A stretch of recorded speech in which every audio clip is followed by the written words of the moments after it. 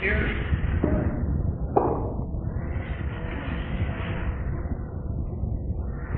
I wanted to say something about some of the things I said last time first, just to sort of refresh our memory on it, or to give you a chance to think and maybe argue with it a little, of the difference of attitude toward any work of art in the Orient from the attitude in the West. And I think it really does come down to the feeling that people have in the West that art is imitation of nature.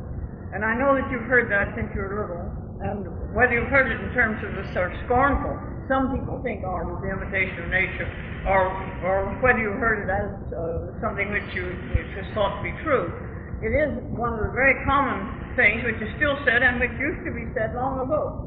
Ars simia natura was a phrase that was used, and it means art apes nature. The word simian, of course, apes nature. And so the artist was very often represented in the Middle Ages and into Renaissance as a monkey, as the ape of nature. And that connotation, you know, it really doesn't disappear. It's a different feeling that you have about something which is an imitation of something, as opposed to something which is the thing itself.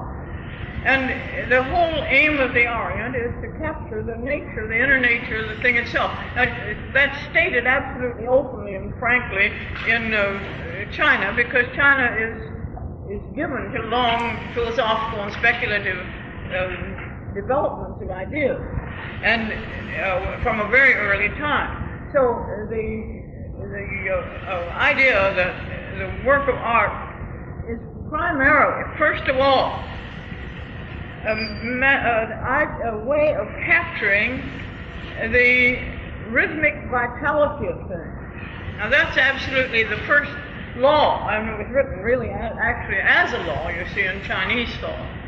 But it's true, it's also true in India. It's true in Japan. It is simply the recognition, the basic recognition in the whole of the Orient. And if you capture the rhythmic vitality of the thing, you capture, of course, its life, because our lives depend on rhythm. Without rhythm, we die. We quite literally die. You know that you would faint if you break the rhythm of your breathing. If you ever want to faint, you can do it quite readily by hyperventilating, by just breaking the rhythm of your breathing. Because life is absolutely based on rhythm. Life itself is rhythm. And we know it through rhythm, and we exist through rhythm. So the capture of rhythmic vitality is the first requirement. It's the thing which is thought of as absolutely the most imperative. And another law, really, in Chinese painting, Chinese thought, is of organic structure. And the thing has to have an organic nature, an organic structure. And now, those two things, you see, are thinking entirely from the inside of something, not from the outside. They're thinking of it as what's going on the inside. And then, of course, if the inside is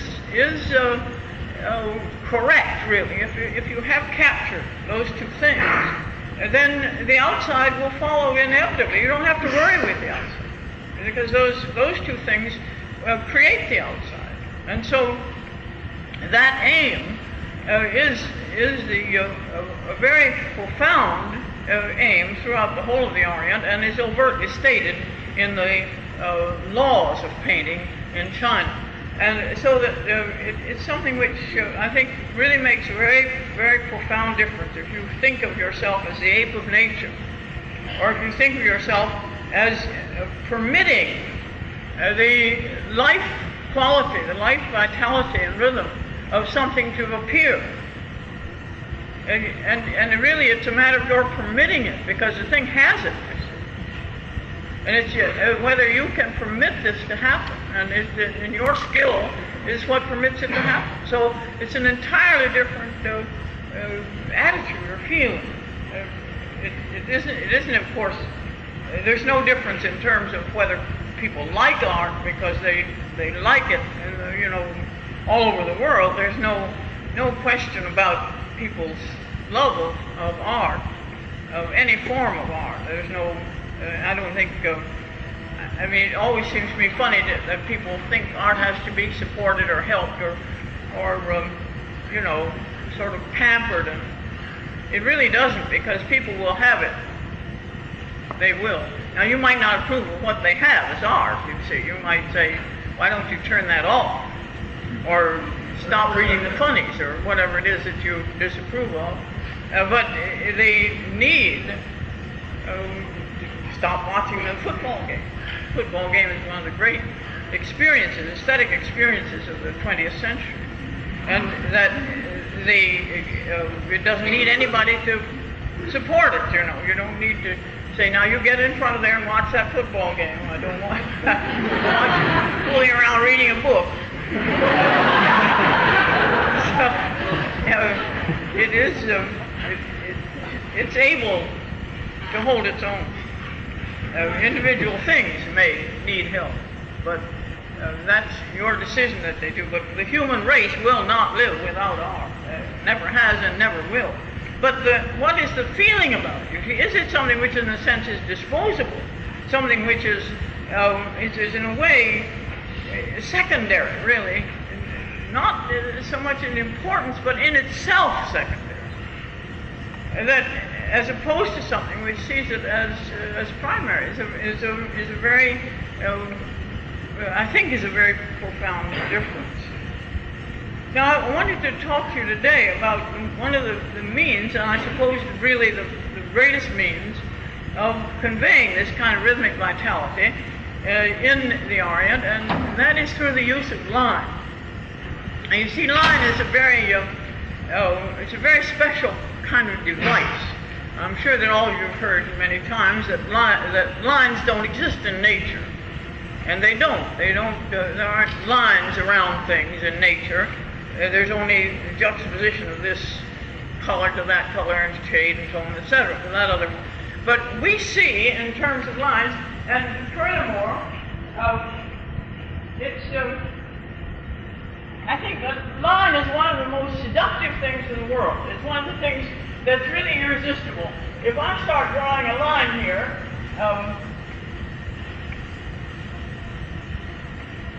and I know that you will follow it. So your eye will actually follow it. We're just like those chickens, you know, that you're supposed to be able to make a chicken walk along by drawing a line in front of its nose. And we do this exactly same thing. If somebody draws a line in front of our nose, we follow it. I mean, it's just, I don't think you can resist a line. I don't think it's possible to resist it. You're never, you know, you don't begin in the middle of it, even though maybe the middle is having something more interesting. You really tend to begin with the beginning of it and follow it right on through. And it therefore leads you much more directly, so that you have an inability to resist it. That means you have to follow whatever it's doing, and if it starts to be convoluted or is very rapid or is very jerky or something, well, you feel convoluted and jerky and so on.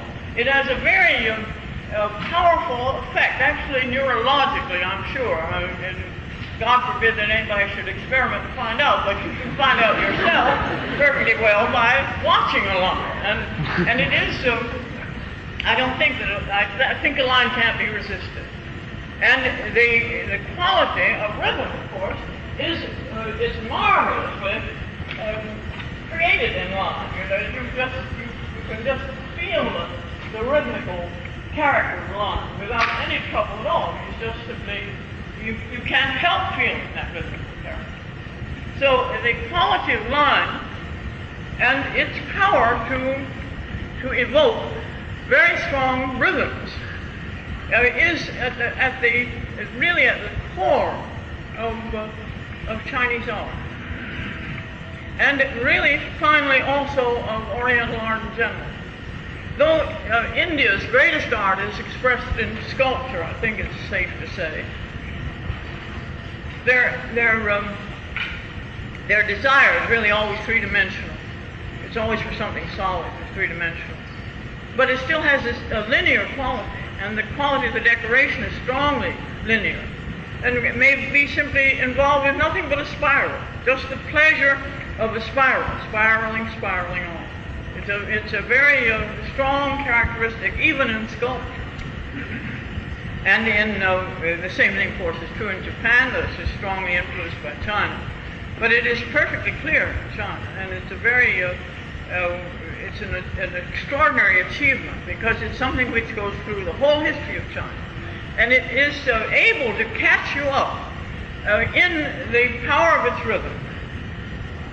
Sometimes it may be something which is very simple, and sometimes may be something which is extremely complicated. But it has this power. And I think it comes from the quality of line. That is, it comes from that curious, nervous excitation that a line provides us with. So that we feel, it feels a tightening of your nerves, a tightening simply because of the line, as opposed, say, to light and shadow, as opposed to pattern. Line has that additional, that peculiarly nervous quality, even a witty quality, or a quality which goes into something intellectual, that is very strong, and I think really affects all of us. Now, in addition to that, and maybe because of it, you see, a line is one of the most abstract things in the world. It is something which is really, it exists as an abstraction, not as a reality, in the sense of looking at the world. We abstract forms into linear patterns. And this quality, or this power of abstraction, is one of the great powers that China has. And I don't know whether it's, which comes first, whether it is the fact that the writing of China, the actual writing of the characters, which are themselves abstractions, whether that's the thing which is behind it. Sometimes it looks as though it is. Let's look at the first slide. I know that our dear screen will take a while to descend. Oh, it's so marvelous, so magisterial, isn't it, the way it comes down? Oh, it makes us all feel like we're frivolous, doesn't it? You feel as though you move too rapidly. It just has such a grandeur to it. I'm afraid that nothing is going to show up as grand as the screen. We just watch it go up and down all night.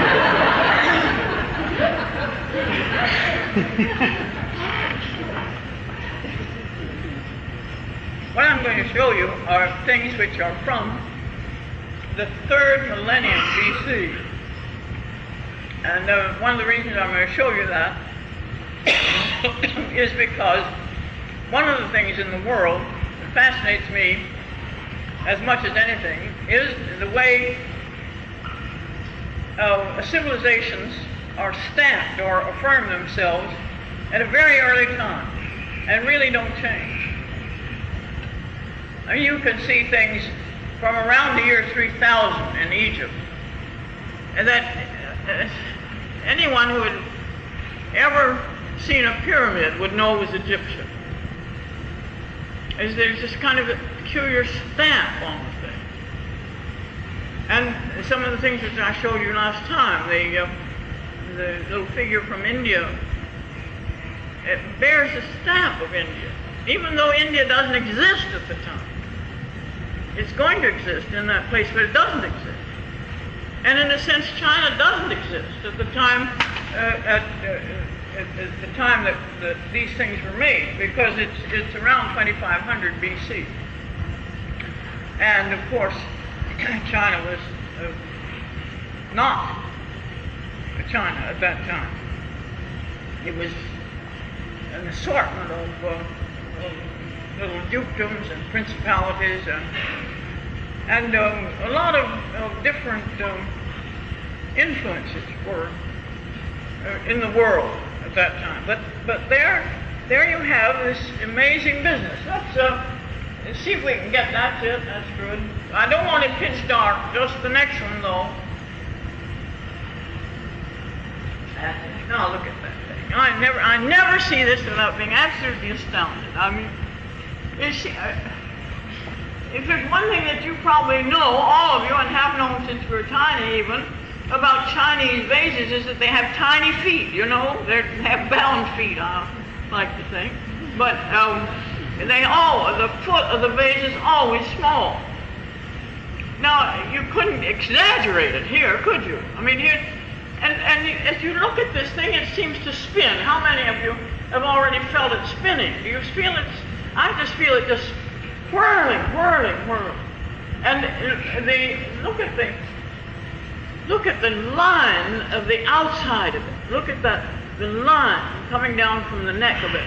And that incredible curve. You know, that curve of such beauty and such dynamism and such enormous power. It's as though it's holding something which is going to explode, you know. It's an astounding curve. And it's like a whip. It's like a wire. It has all of this quality of something that is really holding something. And it has this amazing suddenness to it, or this sharpness and quickness to it. It doesn't look a thing like primitive pottery. It looks enormously sophisticated. Let's look at the next one, which is twirling just as fast. Maybe faster.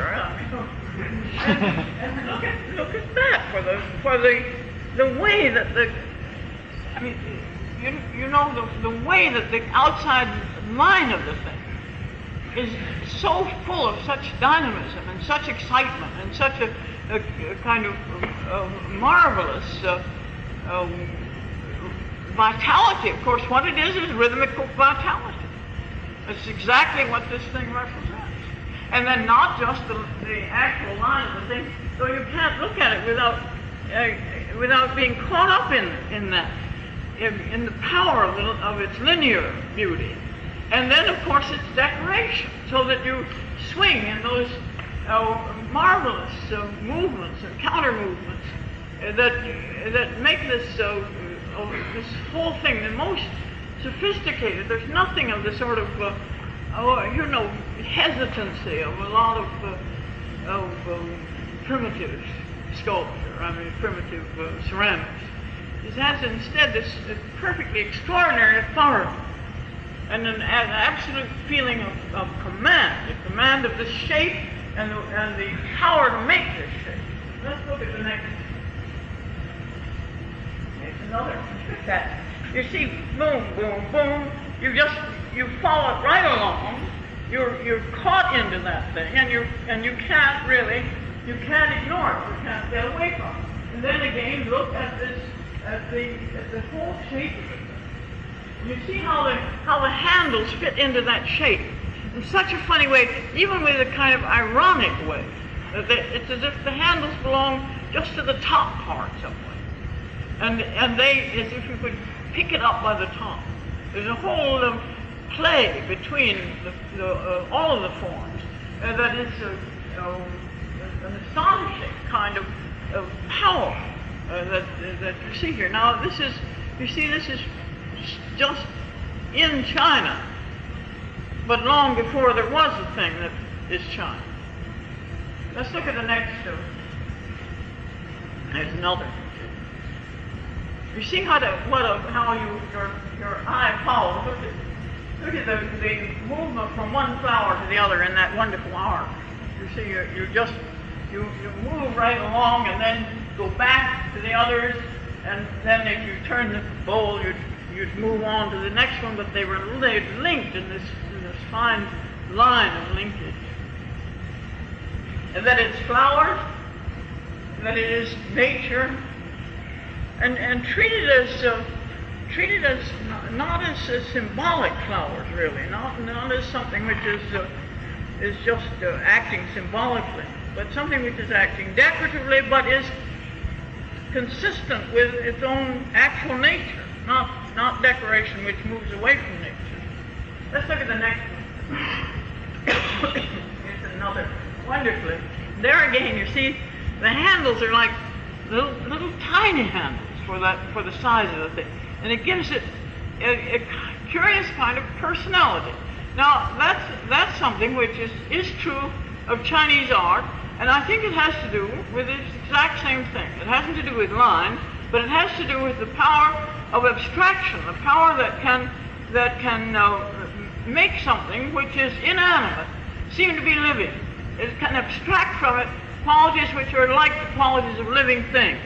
And the thing begins to have a kind of personality. Now, this is truer of Chinese art than of any other art that I know of in the world.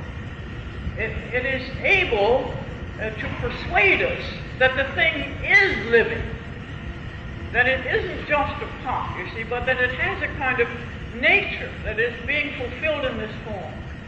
And that power, that ability is one of the sources of greatness of all of Chinese art. That it is a power to make something live. It's a power to make something really live in the world. Not ever turn into a toy, not ever turn into something which is not a living thing. And in such things as phases, you see, you have it there is a conscious play between those tiny handles and that wonderful big center whirl of the circle, and the way those the sharp things come up around it, you see, playing off against the complete self-containment of the circle. Let's look at the next one. And I suppose this is one of the... now this is also, you see, from around 2500 BC. And it is exactly the thing that the Chinese can do. That is, they make... I know that all of you feel as though this is a living thing. Isn't that true? You feel,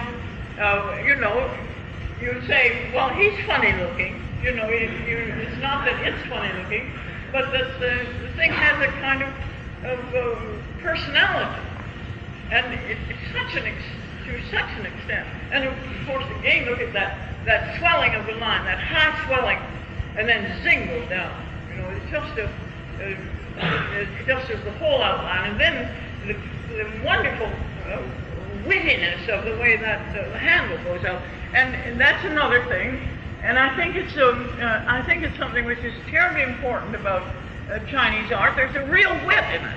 It's really, and it's not that it tells jokes. It's not that it's being funny, but it has a kind of marvelous wit. And you see it again and again and again. You see it in things which are paintings of, serious subject matter. You see it in pottery. You see it in the bronzes. You see it all over. And it's something which I think is absolutely only true of Chinese art. I don't think there's any other. Usually wit is disastrous for art. Because art, you see, stands still and is the same thing always. And wit doesn't like that. Wit likes movement and likes it not to be the same. And it's like, you see, only someone who had absolutely no sense of humor would carve a joke. Isn't that true? Can you imagine anybody carving a joke, even in soap? You wouldn't want to, because it just immediately betrays that person as having no humor whatever. Because you couldn't go there every day chopping away on the same old joke. It wouldn't be, you couldn't even get started, could you? So it is usually disastrous to art if people have a funny idea. I mean, unless they are making cartoons, and what is the nature? Most cartoons are meant not, to have. You don't have to see them day after day. Some of them are good enough so that you like to see them again and again, but mostly they're not, and not meant to be, because it goes against what wit is. It likes to appear and disappear. It likes to enter and immediately withdraw, so that even people who are a tiny bit dull don't get it. It's a very difficult kind of thing. So, but the witty quality of this thing and the very living quality, it's just it's not at all like anything else we know in any other civilization, and here it is at this early time. Let's look at the next slide. And there's another one. You know, that has something about it which is really kind of funny. It's a little clownish, a little playful, really, in a very nice way. And of course, then that marvelous linear business, you know, just the worlds of worlds.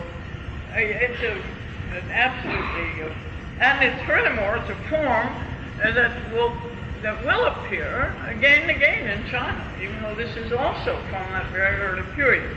Let's look at the next one. And this one. Now, see, that already looks so completely Chinese and follows so much the patterns of the things which will be in bronze and will be at a later period. But it also has an absolutely, a powerful personality. It seems to me it has the strongest personality that we've seen so far. And no matter how you look at it, if you see it as sort of dog baying and moon business, or whether you see it as something rather sort of comfortable and full, it has it invites interpretation. It invites meaning, and it is something that then responds with meaning. So that it's not just it's not just something a cooking pot or something for wine. It's something which has this astounding kind of inner nature, of living inner nature. Let's look at the next one. Now, I've jumped you, let's see, nearly 3,000 years to the great period of Chinese, what's called its classical period, the Tang period, which is from the beginning of the 7th century to the beginning of the 10th century AD. 7th to the 10th century. And it's a period that's comparable to our Renaissance in that there's enormous value on things like experimentation and a kind of marvelous boldness and arrogance. In fact, it's in Tang that everybody starts to get fat. And if you weren't really fat enough, the same as in the Renaissance, you know. You remember that in the Renaissance, if people weren't fat enough to displace a lot of space, you know, so that you knew you were important, then they padded themselves, even though they wore huge pads and stuff. But in the Tang period, they wore ribbons. You see how marvelous this is? Linear. Isn't that just great? See, so that they occupied more space rhythmic vitality by line. So that when they walked, ribbons would fly in all directions, and they had ribbons all over their arms and sleeves, and they had this long sleeves. You know, the ladies wore sleeves clear to the ground, to that same business that we do by wearing long fingernails. They wanted to indicate they never did anything. And you know, that's very satisfactory. Vision of oneself. It's constantly weighted on. And that was what their long sleeves are for. Their ribbons were to take up more space. And they wanted to be fat, and they were fat. And Buddha begins to be shown as fat in the Tang period. And of course then he gets fatter and fatter, as you know. But this taste for filling space, literally filling space, is part of the arrogance of Tang. It's just there's just a feeling that of such superiority and of such power. And of course, consequently, the things that they're made in ceramics have this marvelous feeling of a command and a feeling of the sort of go to hell feeling. You know, you feel that if you imagine you were decorating this vase, And you just do like that, bing, bing, bing, bing, and it's just such a, it's such a bold thing to do. And then you just spot the other things around. And the whole feeling is a feeling of I master this.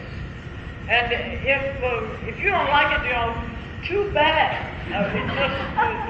That's just the way it is. And let's look at the next one, because I have a number of these, and they all have this wonderful beauty.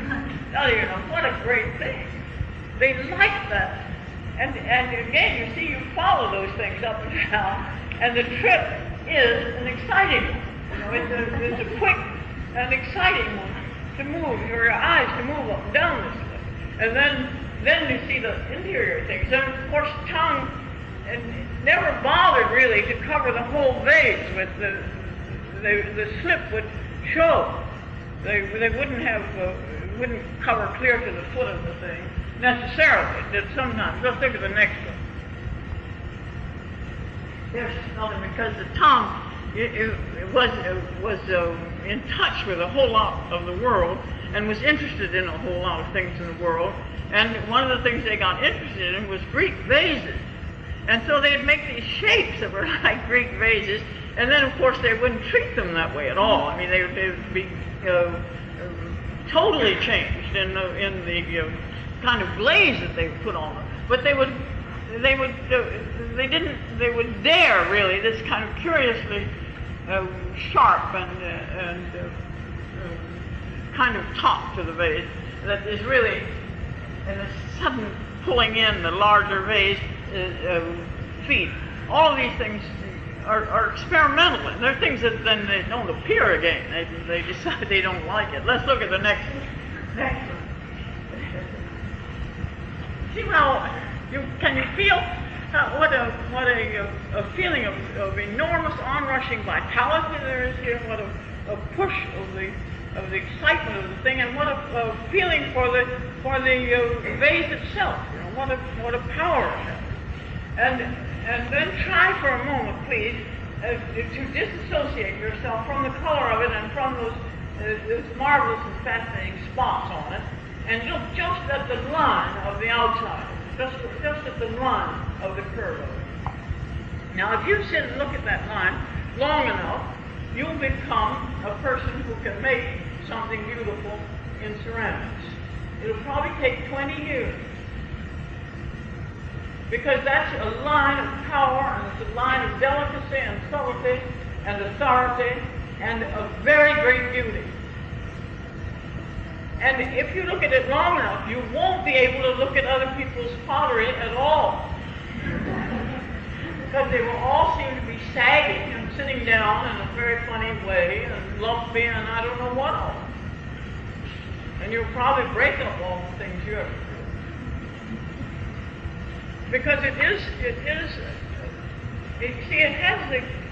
that strange, that extraordinary beauty that a flower has that's growing. See, that strange springing quality, the line springing. And it has that, the sense then really of something living. Let's look at the next one. There's another thing. It's marvelous, and of course all kinds of different glazes which have never been repeated. There's tongue glazes, a particular kind of red, has never been, people aren't able to do it anymore. They weren't able to do it a short time after tongue. It was lost. But you see, tongue was so experimental. It was so given to trying this and trying that, because of its arrogance, because of its sense that it couldn't go wrong. And then when that disappeared, they couldn't do that anymore.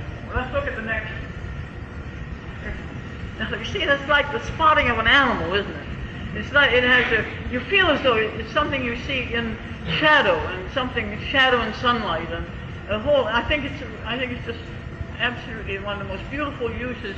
It always reminds me of that wonderful poem, God Loves Spotted Things. And it has that character of things which are spotted in the woods spots on baby deer and all of that. In fact, it's very like that. The pattern is very like that. Let's look at the next. And it can go into, you see, very simple ones, but always this wonderful feeling for the form of the vase, and the wonderful sense of that the quality. See, this vase with its sort of opening, or this bowl with its sense of opening out, is a restful thing, exactly as its color is restful. And it's totally unlike the ones that you just saw. And there's enormous range. Let's look at the next slide. I can't even begin to show you the range of tone. And the use then of actual animal form. This is again something that the kind of daring that makes for this kind of glaze and that makes this animal at all. And the whole feeling, you know at the same time that it is a goose and that it is a container. And nothing bothers that. Usually it does, you see. Usually the goose has to be considerably stylized, as we say, in order not to, in a way, interfere with its function as container. But this, because of the power of the Chinese imagination to infuse everything with life, it can have something which is very lifelike, and also something which is a container. Let's look at the next slide. This is another marvelous. The tongue loves that strange and to us very difficult combination of sort of green and rust, you know. That it's a very, I don't know what, it's a rough combination of color. And it totally disappears, except under the imitation of tongue. Let's look at the next slide. This is one of the ones that I think is among the most beautiful things in the world. I again beg you to try to look simply at the line of it and look at the power on that line. Just the, you know, that curve, that is an incredible curve. It's just incredible.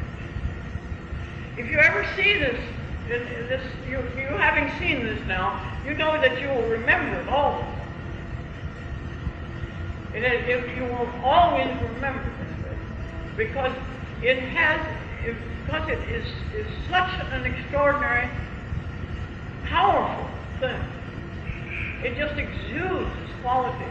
Exactly as that very first black one. It exudes this quality of an absolute command and of such containment, such forces held within by such severity and such simplicity, that it's just unforgettable.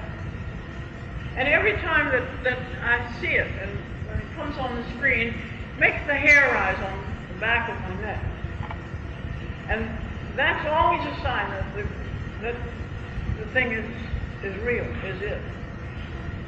And it's the only way that we can really tell whether something is it or not. And it never fails to. It makes that, you know, that funny goose fleshy feel. Just because it is so complete, so absolutely what it is. And now you see, you're seeing these things in reproduction, and there's nothing, nothing can live in reproduction in the same way that it can live in reality. It cannot do it. And yet that's the way we have to see them. Let's look at the next slide. Now, you see, after the tongue, certain things stay, but that quality of enormous pressing vitality, that it really disappears. The linear purity stays, so that you get in the Sung period the kind of exquisite that you get in this one. And the relationship, the exquisite relationship between the neck of this bottle and the foot. And the whole world there is one of absolute subtlety. It's completely the opposite of tongue. This is an extremely subtle glaze, as you can clearly see. And let's look at the next one. That's the thing which the Sung period that follows is famous for, is its amazing subtlety. It plays a kind of role of feminineness to Tong's masculinity. And it is all of these things in terms of the most exquisite taste, the most refined kind of subtlety of form and of glaze. And again, the Sung glazes can never be repeated. They are elusive and gone forever. Let's look at the next. Look at that. And look at this just as line. See the line of this is the same. It has the same quality that the line of a flower. If you look at the actual line of a flower, it is, of course, I mean, the shape of the thing in terms of line. That it has that same marvelous vitality, that same marvelous power to live that's in the line itself. And that's exactly true of this dish. The curve of it, and then you look into a glaze that is what? You know, it's not white, it's not blue, it's not green, it's not gray, it's not lavender. It is not, you see, our words are nowhere near refined enough to describe the glazes of Sung. It's impossible. The glaze, the celadon glaze, is one which is used, but that, of course, doesn't give you any kind of real knowledge of what the color is, because the color varies enormously in celadon. And then on that, you have this wonderful crackle pattern. So that there again, an exquisite pattern, like a spider web of lines to lay down, totally different kind of line from the line of the outline of the thing. Let's look at the next one. See, that's the kind of thing that is that makes what Sung ware is. See you know, it has the clarity and beauty of a living thing, of a plant, of a flower, of a blossom on a tree. It has even the quality of fragility, though it's not fragile. This is how long it's already lasted. And it has also the sense of self-containment and the sense of bearing life within itself, so that it's not anything which is inert. It's not anything that is cold. It burns, it moves inside of itself. Let's look at the next one. And they began to use very early, because you see the Sung period by that time, it comes after the Tang, and is the 10th and 11th, 12th centuries. People are terribly knowledgeable. It's a time of the great scholars, and it's a time of the whole learning, which is always in China. It's very, you know, first of all, a necessary thing, because China is a bureaucracy, and it developed a tremendous bureaucratic system beginning about the time of the Han Dynasty, which is the same period as the Roman Empire. It's 200 BC, 200 AD, roughly. And consequently, they had to have people who could write. And to write in Chinese requires, first of all, a tremendous skill, physical skill. And it also requires, because it uses characters instead of letters, you have to learn a tremendous body of material. At least 5,000 characters, at least 5,000. And the characters are not very different, you know. You have to be able to read them and also write them. so that immediately you select it out. And in China, it wasn't a matter of hereditary power, because if you came from a very low class but weren't very bright, you could learn, and you could learn to write. You did learn to write, you could rise in the bureaucracy. And in addition to that, Chinese language is such an extraordinary thing because of its use of characters, that everything that's ever written has the same kind of ambiguity that poetry has. It requires interpretation. Now, I know that that's true of all language. It requires interpretation, and that's why there's so many lawyers. But there is, in China, this was compounded because of the use of characters and because of the subtle use of them. Exactly as even in speech, the fact that there are three tones that you can speak in, the same word means entirely different things in the different tone that you speak it in. It is that kind of complexity that means that the writing of Chinese always requires elucidation and amplification and analysis. And then that means a whole academic class. And that's exactly what happens in China from the Han Dynasty. So that this is by the Sung period, this is a very widely developed and very and strongly scholastic class, scholastic bureaucracy. And the knowledge of Chinese history was something which was very carefully studied. Chemistry of what's around it. So it may get greenish or pink or brown or any number, sort of bluish, gray, so on. Just an enormous, great variety of colors. So that adds to their beauty for us. And it added to their beauty for the Chinese, because the Chinese, all through their history, collected these bronzes. They kept them and collected them, and they were very highly treasured and part of the emperor's collection always.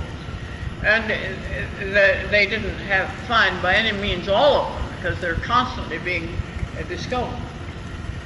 Now, their decoration is abstract. Their qualities are, again, this amazing kind of linear shape, and this quality of something having its own nature, having its own self. Let's look at the next one. This is the arrangement. One of the tombs was found with these things in an arrangement that they assume was the one for a funeral feast. But what you can see how absolutely different each thing is. The character of each one is just markedly different. And some of them are sprightly, and some of them are heavy and massive, and the range is just great. Let's look at the next slide. As is possible, I think, for forms to be. You see how marvelously different from those that you just saw or the other one, and it's different from the ones you will see. Because here, the color of the bronze is this exquisite sort of shell-like pink, and with it, a kind of greenish gray, so that the thing is just it's jewel-like. It's so beautiful. And then again, you see how the patterns, the formal patterns, are linear inside. And out of it is that thing which emerges, and that makes it, again, it's absolutely unique to China, and that is a mask of an animal or of a face that is emerges when you look at this. It has horns, and it has a snarling mouth, and it is, you see that its eyes are those bosses there, and down below you see its nostrils, there's two round nostrils, and then its lips curling up around them. And the effect of that, it's called the Dao Dia mask. The effect of it is extraordinary because it appears and disappears. It's exactly like something that you'd see in the forest on cloudy day. I mean, there's a quality of mystery about it, a quality of how does this, where is it coming from, and is it threatening or is it protecting? What is it? Is it threatening to me or to the others? And it sinks back into being decoration, and then it forms itself again, and you see it snarling and with those strange little round popping eyes, again looking at you. And that I think is absolutely it's an invention of the Chinese imagination, and it is something which is perfectly typical of it. The Tao Te Mask is the recognition that all things are living, and that the life force is elusive and shows itself and disappears and has to be captured again, and is something which is not not easy and is never understood. Is only recognized and desired, but it's never going to be explained or understood. Let's look at the next one.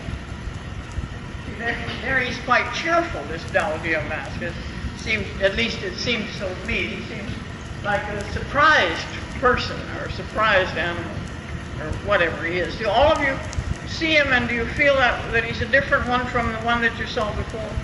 He's much more overt, isn't he? It's as though we caught him off guard. And his eyes are pop open, and his whole expression or feeling is one of an astonished revelation. Let's look at the next one. Now, all kinds of animal forms appear on these things. They take on, they do the same thing that the Tao Te Mask does. They appear and disappear. They make themselves manifest, and then you see them just as a handle, and then you see them as a lion or a tiger or some dragon or whatever it may be. But shifting, constantly moving and shifting, and appearing and disappearing.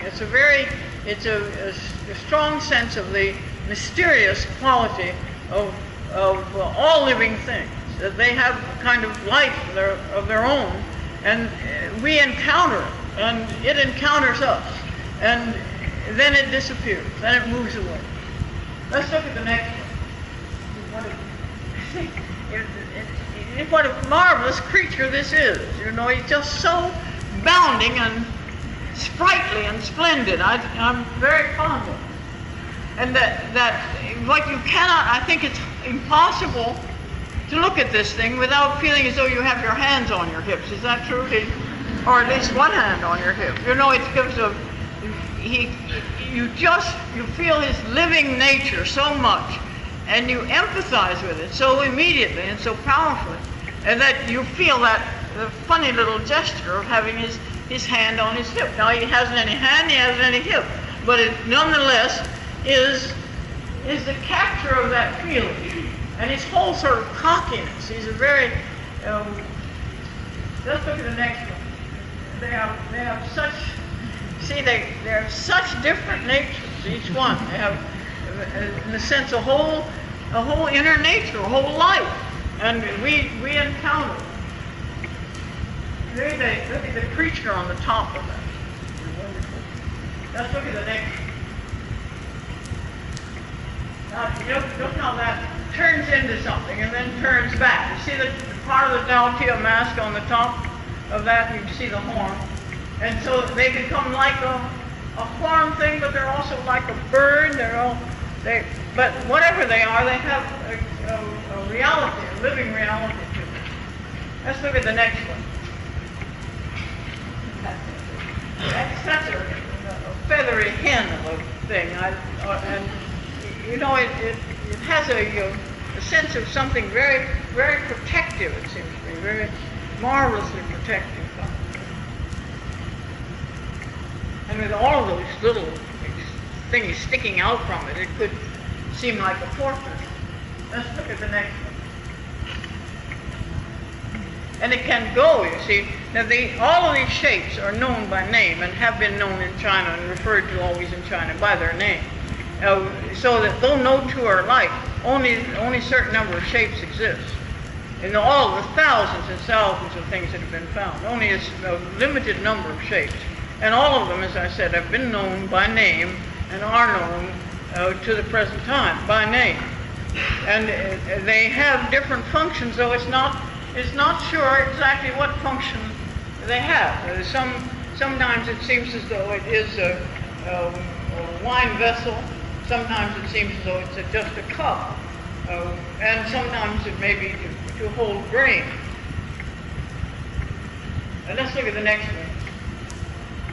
I mean, he's a wonderfully entertaining creature, too. And then look, you see what his top is doing. His top is turning him absolutely into something. I wouldn't dare say what, but it's into something. And it adds to this whole sense of his own reality. That is his own nature, his own character. Let's look at the next one. And you see, this is true of all of them. That's what's so astounding. It's so astounding that the number of forms is absolutely limited. The different types of forms is absolutely limited. There is no duplication whatever. Though these things were made in a mold, the mold was broken immediately. And there's no duplication. And despite all of the similarity, each one has its own real nature, its own separate character and nature. So that one thing, which is the same shape, may have a sort of dreamy or lyrical quality, and another one quite a hostile or aggressive. This is wonderfully lyrical vase, again, like a growing plant. Let's look at the next one. Sometimes very simple, see, very simple and direct. Look at the next one.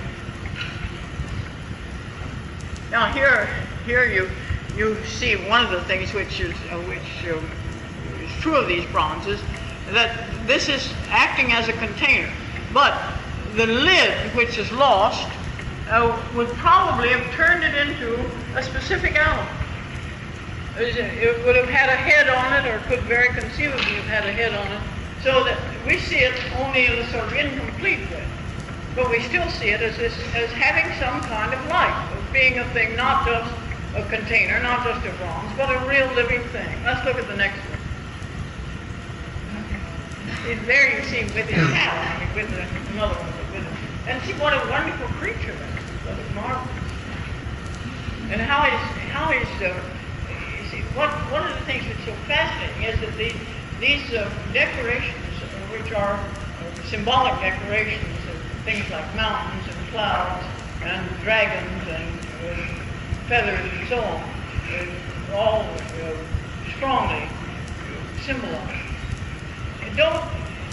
They don't, in a sense, interfere. They make a real thing. The animals wear them like jewelry or like tattooing. They wear them like something that augments and makes them more splendid. It doesn't, which you wouldn't be a bit surprised if it did, reduce their living quality. Because in a lot of times that would be true of anything which turns something into decoration, would turn it into something which was not a living thing. But it isn't true in this. Let's look at the next one. There's another one. Wonderful. Let's look at the next one. That's a marvelous creature. See, the nice, fascinating thing about this, of course, is that it's two animals, and you can't really tell where one starts and the other ends. And yet they're totally different. You see, one is a kind of dragony creature, and one is a kind of pheasant or bird. And they are acting in opposite directions, quite literally, and yet they fuse. And so one becomes necessary to the other to make the complete thing. And there is in it a kind of playfulness, something which is wonderful expression on the dragon. Let's look at the next one. And that becomes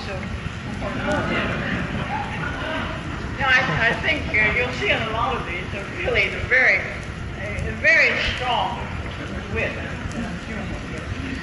It's just as marked as it can be. Let's look at the next one.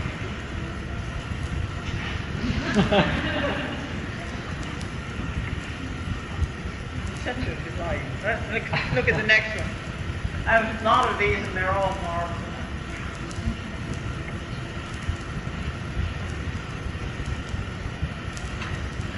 They all, of course, again, there's no question what they have markedly different natures. You know, there's a real satisfaction in their unlikeness. Let's look at the next one. See how peaceful and mild this creature is compared to the last one that we saw. Let's look at the next one. What a charmer this one is. It was really very delightful. Funny little fat round thing. Let's look at the next. I don't like that one. That is, you see, one of the laws of Chinese painting, as voiced and written down, is that a thing should conform to nature. And again, this is something which Chinese art does in a very curious way, because it isn't imitating nature, but it actually conforms to nature. And that's why they can use things which are not natural, such as this, because it has a kind of conformity with nature, so that it doesn't seem to us impossible. It may seem grotesque, but it doesn't seem impossible. Let's look at the next one. You know, it's simply a marvelous creature. I think he's one of the handsomest and grandest gentlemen in the history of art. He has a little doubt in his eye, don't you think? There's a little modesty about his face that I love. So nice. Let's look at the next one. See, that's another owl. It's under the same name, owl, bronze, which is an owl. But it couldn't be more different. It couldn't be more wonderfully different. Let's look at the next one. Look at this curious thing. This is very strange. It seems almost Aztec. A curious business. Is this death swallowing a person? Let's look at the next. We'll never know. Next. Other creature. Now, most of the Shang bronzes were used ceremonially. By the time of the Zhou, and from that time on, the bronzes had inscriptions on them and were used secularly.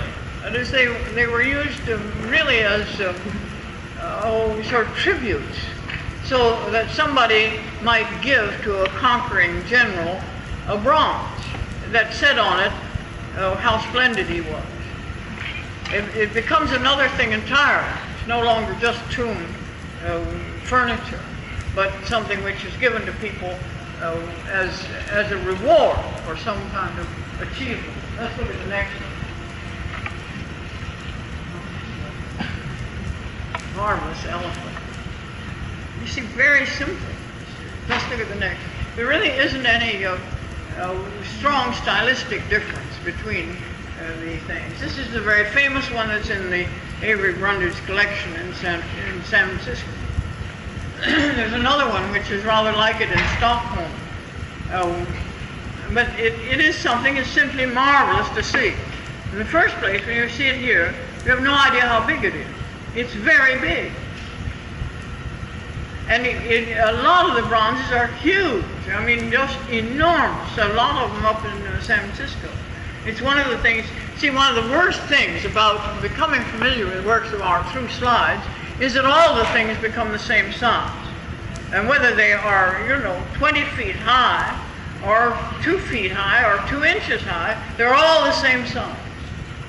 And it is something which is disastrous, because a work of art can no more stand to have its size change than you and I can.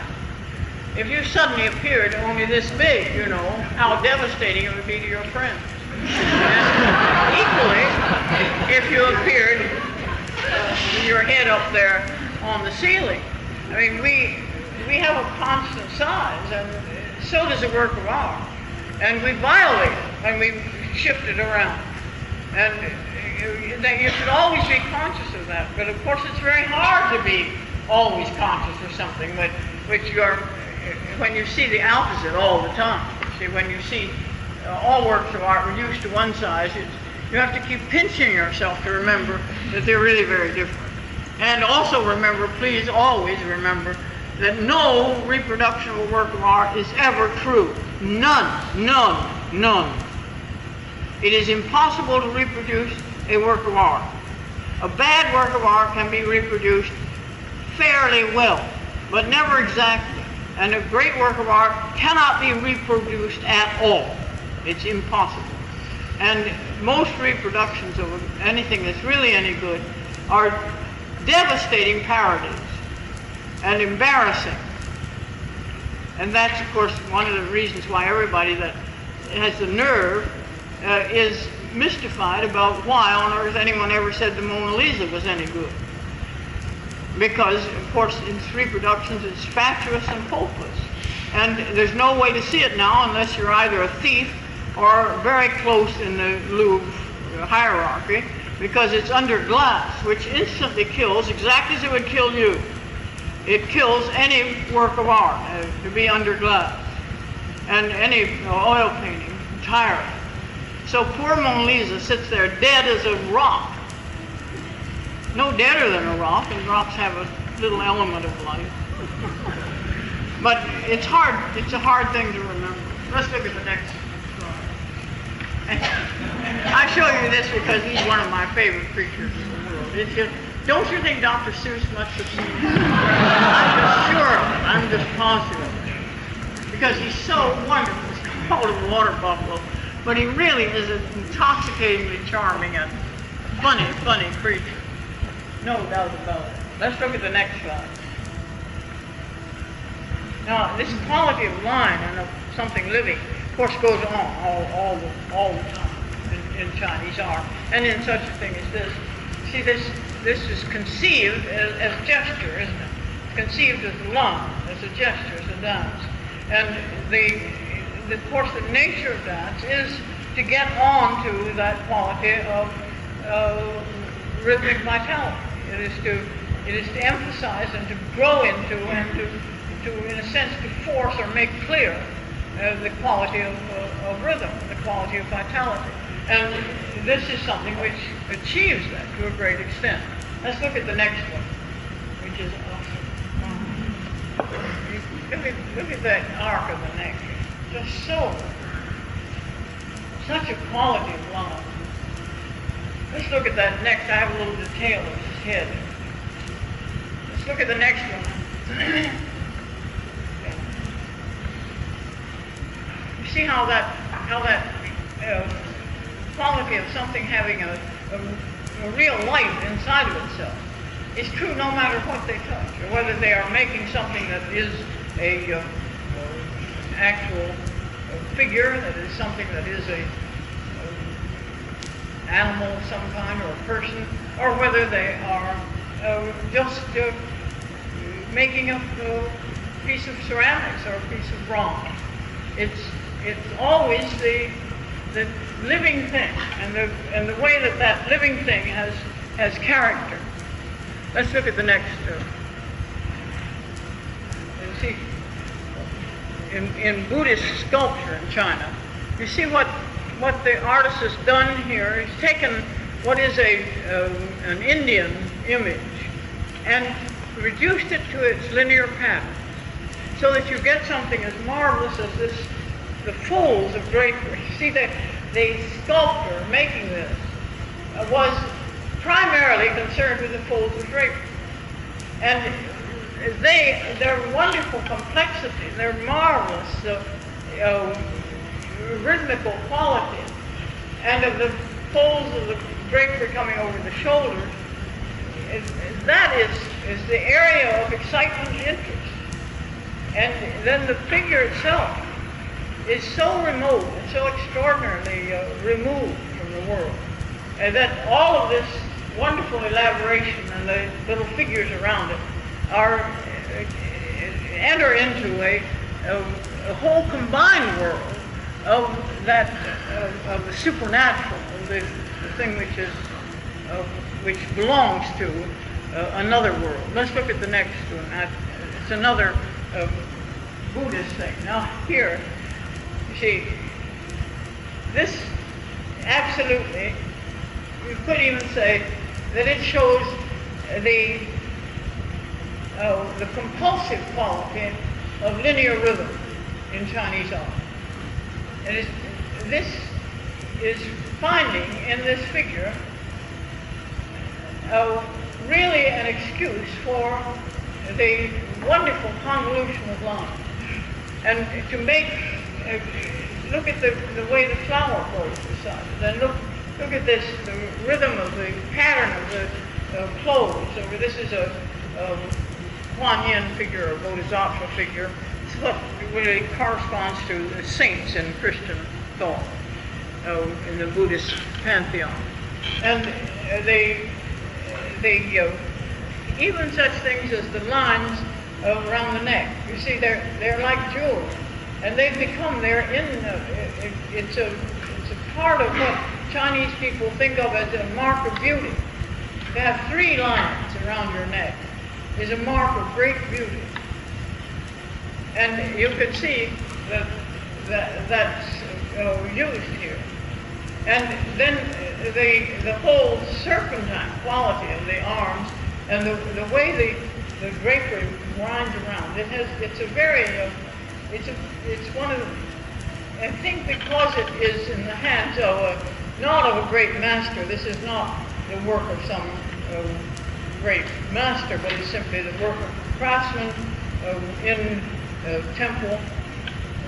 And it therefore has, in a sense, it shows what it's doing. It shows its skeleton too much. We're too conscious of this, so that it becomes manneristic. The linear quality becomes manneristic. Let's look at the next one. Oh my, there she is with ribbons.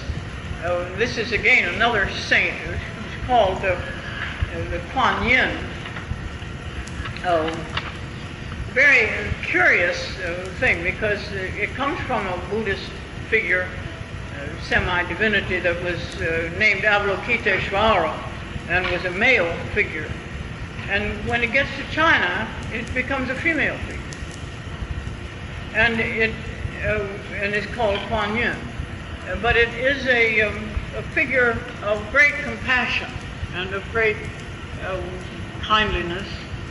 And in this is leading a woman who's died, leading the soul of a woman to heaven. Let's look at the next one. Maybe it won't be upside down. Yes. Well, I think that we'll talk about that next time, but I want to remind you again of the thing which is most, I guess best known when people think of Chinese art, and most important in Chinese art, which is the character line in painting, and of course in calligraphy, because remember that in China, calligraphy was the greatest art. Almost anybody, see, they worked up. You could become a painter, and then gradually, perhaps you could become a calligrapher. You had to be a writer, of course, because that's what you had to be. But to be a very great writer, it was something which only a very few people ever could reach.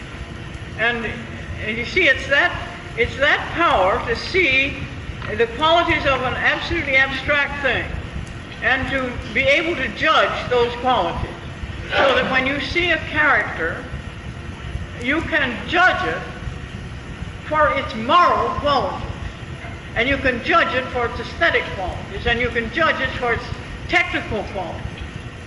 And you simply will then not accept anything which is less than that. So that to write beautifully, everyone is expected to write beautifully.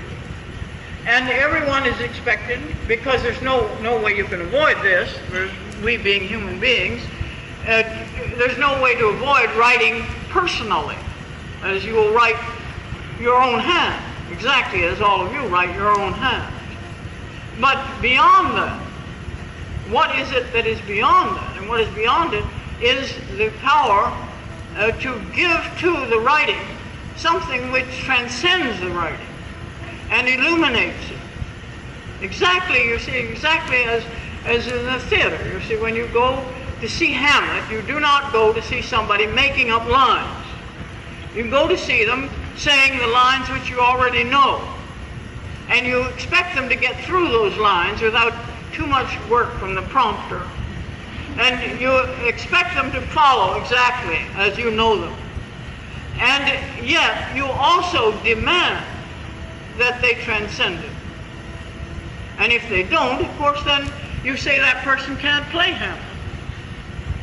That person cannot play Hamlet. Why? Because he has to understand it. You see, he has to absolutely submit himself to that and comprehend it, and then also rise above it and know what Hamlet is in relation to the world and what the world needs to know through the figure of Hamlet. And that, of course, simply, it just takes more than most people have. And that's why there are very few people who can play Hamlet. And there have only been in the past very few people who could ever do it. And that's exactly the same with the great calligraphers. Everybody is going to make these characters because that's what they've got to make. And everybody is going to make them in the manner or the way that he himself makes them, because that you can't avoid that. There's no way you can avoid that. Is he then going to go beyond that and make this character so luminous, so transcendent, that it gives new understanding and enlightenment to the people who see it? And that's something which can only be asked of a very few. You can ask it of everybody, but you will only get a very few answers. Thank you.